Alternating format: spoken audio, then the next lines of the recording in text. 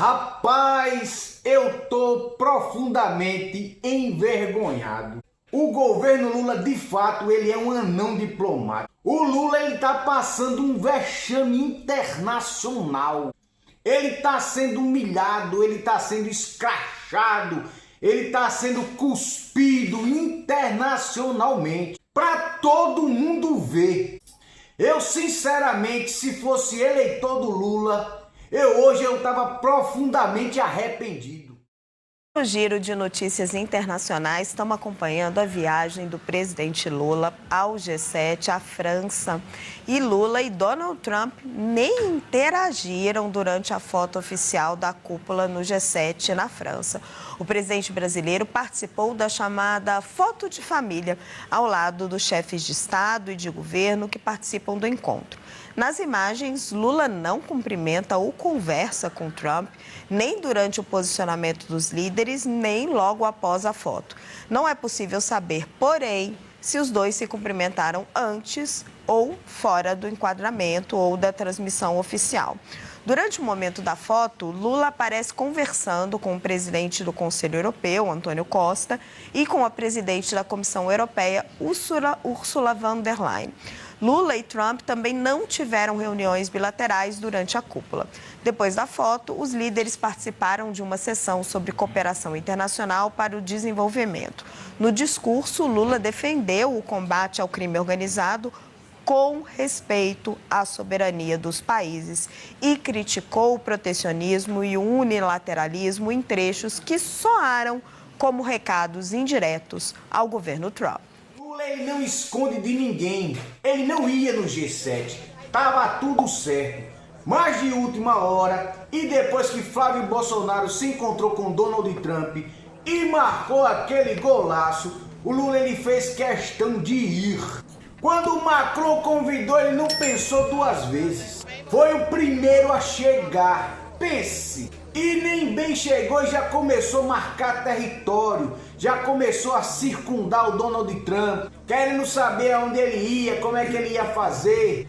Conversou com o Emmanuel Macron, presidente da França, que por ser seu amigo, convidou Donald Trump para participar de um jantar em Marseille, onde ele conseguiu segurar o presidente norte-americano por mais um dia. Donald Trump ia passar no máximo 2 dias. Ia ser um bate e volta. Esse dia a mais é para ver se Lula consegue uma janela, uma brechinha para se encontrar com o presidente dos Estados Unidos. Houve aquela tradicional foto de família. O que é a foto de família? São a foto, juntam todos os líderes que estão presentes nessa cúpula do G7 aqui em Evian-les-Bains, na França, e eles se reúnem ali para tirar a foto. E agora vamos aos bastidores dessa foto, que é o que também importa muito e as pessoas gostam de saber. Quando o presidente Trump foi um dos primeiros a entrar lá no espaço em que ia ser tirada essa foto. E o presidente Lula chega pelo outro lado. Quando o presidente Lula chega, ele cumprimenta 3 líderes, 3 lideranças. A primeira liderança que ele cumprimenta, o Lula chega acompanhado do Macron ali para a foto. A primeira liderança que o Lula cumprimenta foi o Antônio Costa, presidente do Conselho Europeu. Antônio Costa, que é ex-primeiro-ministro de Portugal. E aí, na sequência, o Lula cumprimenta o primeiro-ministro da Inglaterra, Keir Starmer. Do lado do Keir Starmer estava o presidente do Egito, o general Sassi. O Trump estava do lado do presidente do Egito. Mas quando o Lula estava passando ali na sequência, na hora que ele ia ali cumprimentar o Trump estava conversando com o presidente da Coreia do Sul. E aí o Lula dá uma volta ali por trás do presidente da Coreia do Sul e se posiciona ali para tirar a foto. O Lula ficou na ponta da foto, ficou ao lado ali do primeiro-ministro da Alemanha, o chanceler da Alemanha, Olaf Scholz. E aí quando termina essa foto, o Trump passa-se em frente ao Lula. E quando o Trump passa, ele faz que vai cumprimentar o Lula, só que o Lula naquele momento ele estava conversando com a Ursula von der Leyen, que é presidente aí da União Europeia. Então, não houve uma interação entre os dois, pelo menos ali durante essa foto de família, né? A vergonha maior foi na hora da foto. Era nítido que Lula procurava Donald Trump. Tentava se aproximar para tentar um cumprimento, algum afago, alguma coisa. Mas o destino fez com que isso não acontecesse. Principalmente porque Donald Trump está evitando. Após críticas de Lula aos Estados Unidos, Donald Trump ignorou o petista durante a foto oficial do grupo das 7 nações mais ricas do mundo. Esse encontro aconteceu na França. O líder americano passou pelo presidente brasileiro, que conversava com a líder da Comissão Europeia, Ursula von der Leyen, e acenou apenas para o assessor dela. Aliados de Lula minimizaram esse ocorrido e afirmaram que o petista também não fará nenhum esforço para falar com Donald Trump no evento. Segundo interlocutores do Planalto, além de não ter nada de novo para falar ao americano, o chefe do executivo vê o governo dos Estados Unidos como uma bagunça por estar agindo contra o Brasil em diferentes frentes, como a da segurança pública e o comércio, levando a gestão Lula a acreditar que a conversa não produziria nenhum efeito, nenhum resultado. Integrantes da oposição criticaram o fato de Lula não tentar contornar o tarifaço e ironizaram a relação com Trump, afirmando que a química entre eles acabou.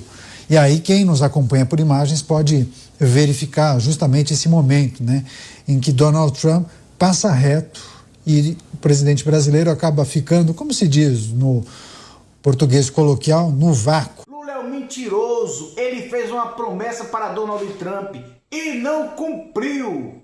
Dizem em bastidores que Donald Trump pediu a cabeça do ovo. A cabeça de Alexandre de Moraes. Ela disse, tá ok, deixa comigo. Tira a Magnitsky dele, tira as tarifas e eu vou lhe entregar do jeito que você pediu. Lula não cumpriu. Muito pelo contrário. Quando ele viu que ele não ia conseguir, foi aí que ele desceu o sarrafo em Donald Trump. A política externa do atual governo é uma coleção de imoralidades e trapalhadas.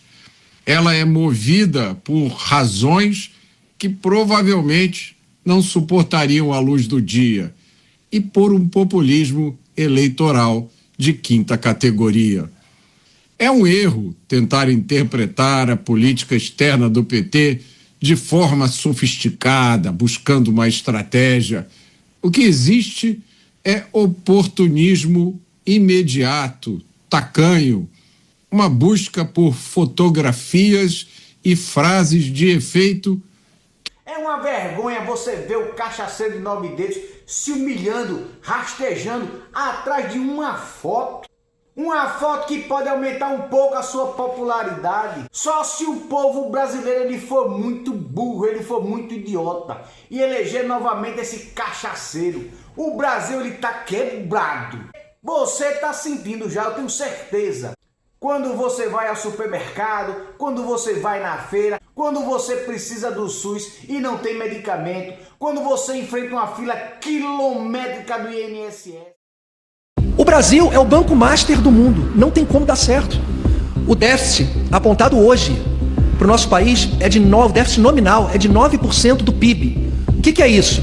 Toda a riqueza que o país produz, o Brasil vai gastar 9% a mais de toda a sua riqueza. Quer dizer, apesar de gerarmos muita riqueza num país territorialmente imenso, mais de 200 milhões de habitantes, o Brasil está falindo. O IPCA é o mais alto do mundo. Somente o México, que está em segundo, está a 3 pontos da gente. A gente bateu 7 pontos. 7 pontos. Os juros. A reunião semana que vem do Copom, a gente não sabe nem o que esperar. O Brasil é o banco master do mundo. Não tem como dar certo. Editorial que o Coronel Assis mencionou aqui, eu vou ler para vocês do Estadão de hoje. 9/6/2026, 3 horas da manhã e 2 minutos. Lula quebra o Brasil para se reeleger. Petista usa truques contábeis para esconder o aumento cavalar de despesas, lembrando as malfadadas pedaladas fiscais de Dilma, mas a conta da dívida pública explosiva sempre chega. O editorial do Estadão lembra aqui o Orestes Quercia, que governou São Paulo de 87 a 91. Orestes Quercia disse o seguinte: quebrei o Banespa, mas elegi meu sucessor. Essa frase, atribuída ao ex-governador de São Paulo, Orestes Quercia, resume uma forma de usar os instrumentos à disposição do governo não para o bem comum, mas para o proveito próprio. É amplamente sabido que o governo Luiz Inácio Lula da Silva vem patrocinando uma série de medidas para tentar levantar sua popularidade e ajudar em sua reeleição, mas ninguém até o momento havia tido a paciência de somar todas as pequenas bondades eleitorais que, tomadas uma a uma, parecem inofensivas. O economista Marcos Mendes fez isso. Segundo economistas, somente neste ano foram nada menos do que 33 medidas diferentes, somando incríveis 215 bilhões em aumento de despesas ou redução de receita. Em comparação à malfadada PEC 126 de 2022, a chamada PEC da gastança... O Brasil está quebrado. O Brasil não vai ter dinheiro para o básico da saúde e da educação em 2027. Que na realidade a coisa parece que já foi antecipada e está acontecendo de agora. Eu, como brasileiro, eu me sinto ultrajado, eu me sinto envergonhado, eu me sinto humilhado. Eu só espero que o eleitor de Lula ele também tenha esse mesmo sentimento e ponha a mão na consciência e tire esse cachaceiro de 9 dedos da presidência da República. Porque a tendência é a coisa piorar, mas piorar 1000 vezes. O grande problema do Brasil são as narrativas. Nós somos um país pobre. Enquanto a gente não tiver um governo que assuma a nossa pobreza e que tente transformar a pobreza em prosperidade, a única forma que você tem de transformar pobreza em prosperidade é trabalho. Então você tem um país com partidos trabalhadores incentivando as pessoas a não trabalhar. Então, como que nós vamos reverter uma realidade e essa herança histórica de um cara chamado Getúlio Vargas, que acabou com o Brasil no século passado e deixou um neto chamado Lula?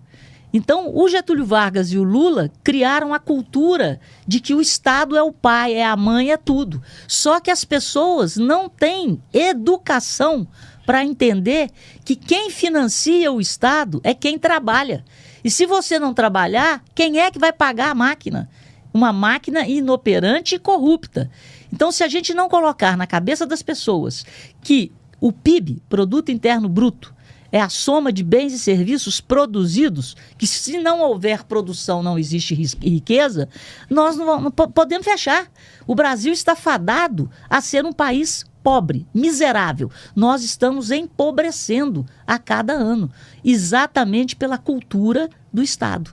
De um Estado que é sustentado cada vez...